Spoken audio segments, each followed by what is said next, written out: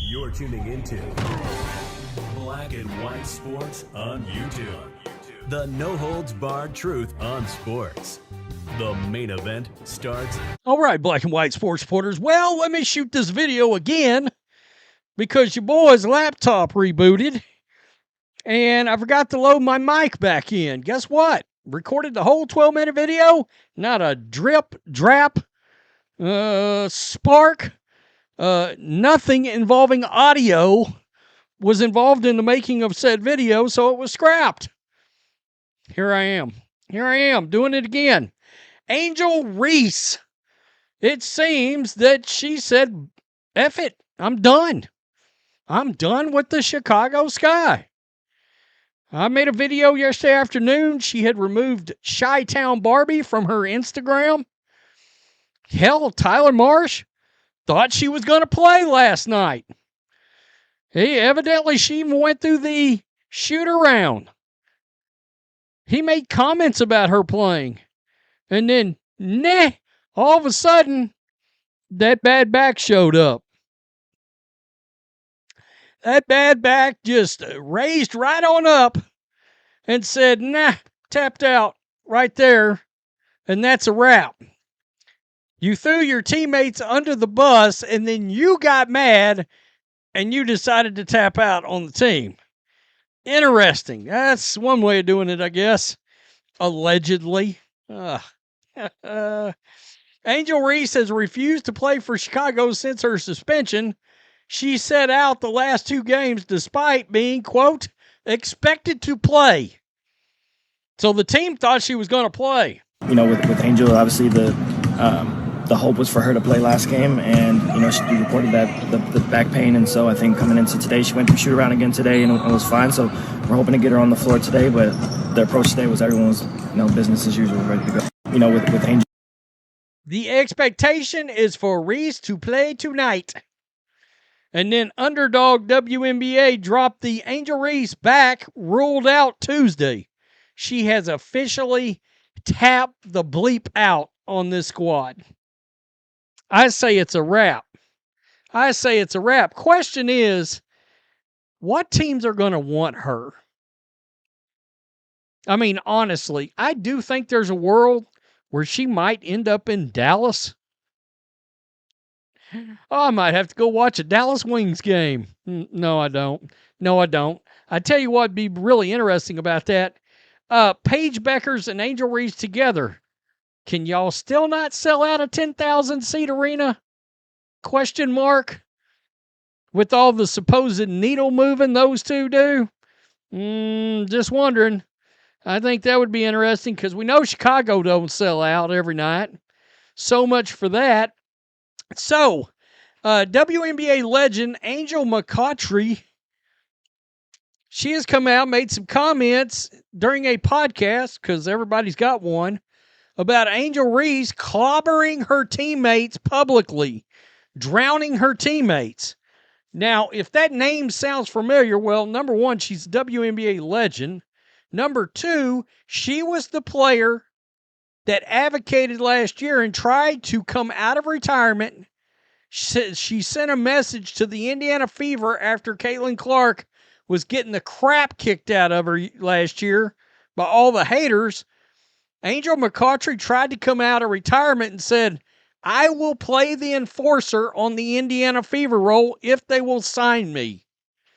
Bring me in. I'll have Caitlin Clark's back. And of course they didn't do it. The one person they did bring in was Sophie Cunningham. All right. And both Angel McCoughtry and Sophie have now commented on the fact that Angel Reese has drowned her teammates. We all know this is not the way it should have been done. She should have went to leadership after the season and said, what is the plan for making the Chicago Sky better? No teammate or insinuation of a teammate should have ever been made public.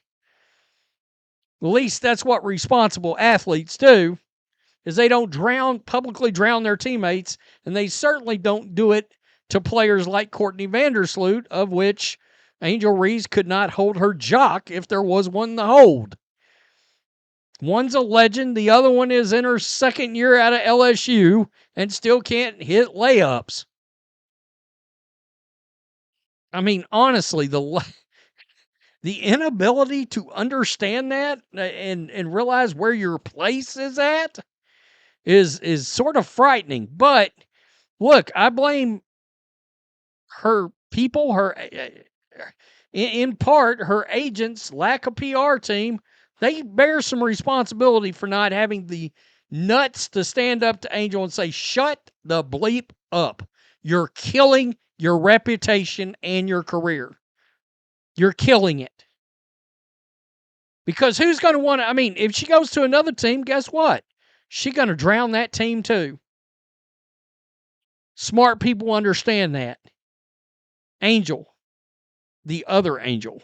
Definitely felt some kind of way to that as she was called out by name. And she said, contrary to what people say or think, my age is actually not a factor. I'm coming back. During an interview on a TV broadcast, actually, she said that. And I should say Angel is the one on the bottom. also, Sloot's wife, Allie Quigley, took to Instagram stories. So Allie clocked that, and she posted a list of Sloot's accolades with the words, friendly reminder. Ooh. And then Rachel Bannum had this to say about the article. I think I just don't really care. I'm so over all of this shit. If I was younger, it would have affected me more, but I'm grown and I just don't care. So, yeah, it's messy. It's apathy starting to set in. And then Ariel Atkins, who, mind you, she defended Reese earlier in the season.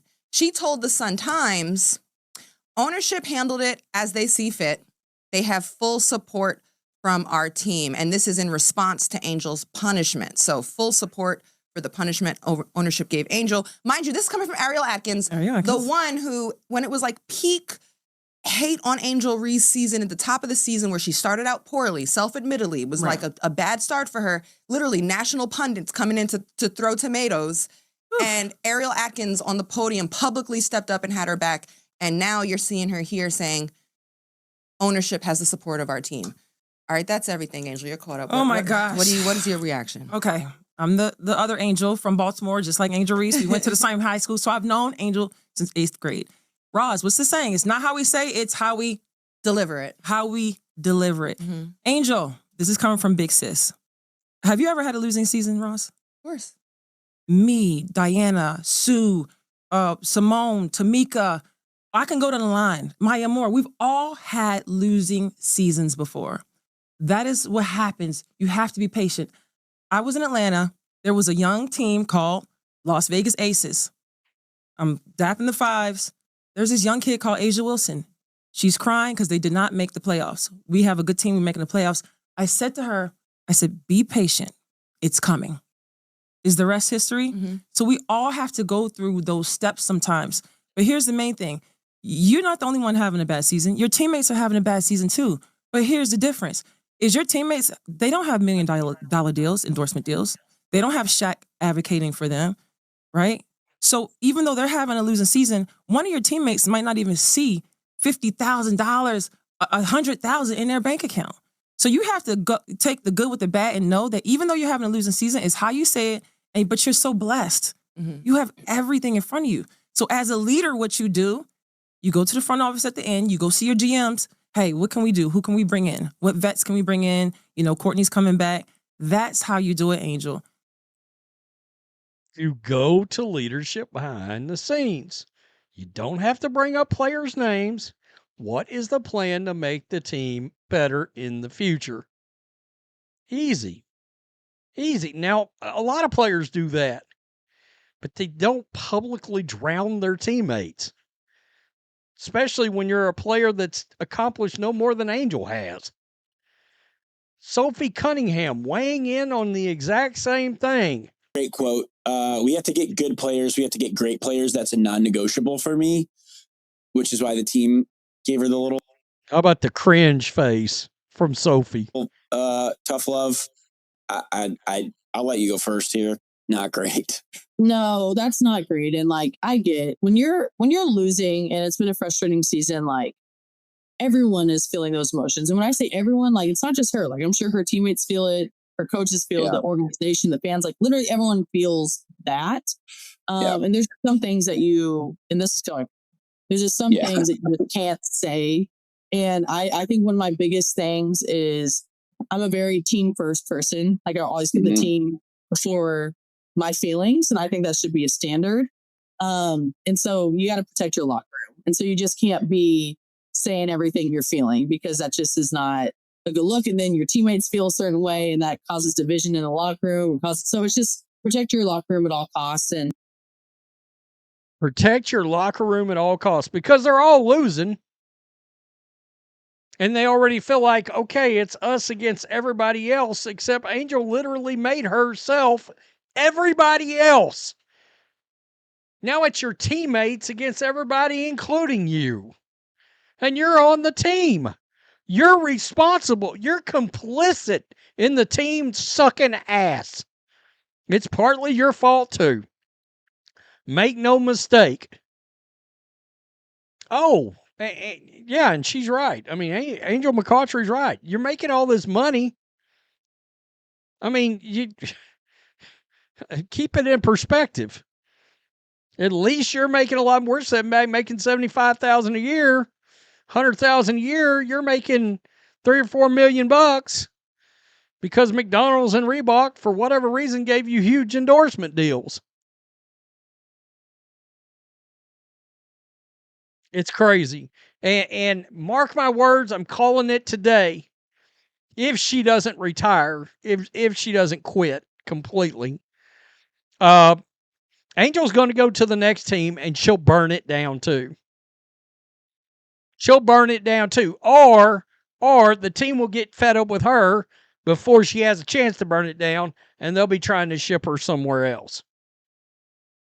If she plays 10 years, she's going to play for 3 or 4 different teams in the league.